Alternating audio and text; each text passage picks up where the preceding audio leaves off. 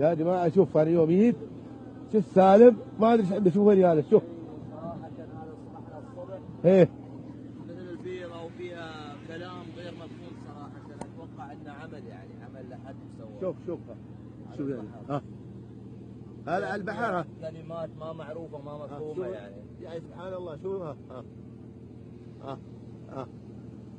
شوف هذا الظاهر حد مسوي لحد ما على اساس انه ما يعين. هاي مثل البيضة شوفها على البحر بحر غيلات.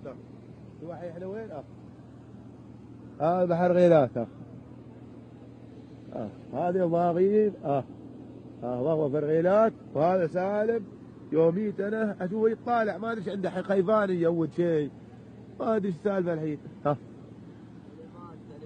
هذا الظاهر انه عمل كلمات واحرف غير معروفة يعني.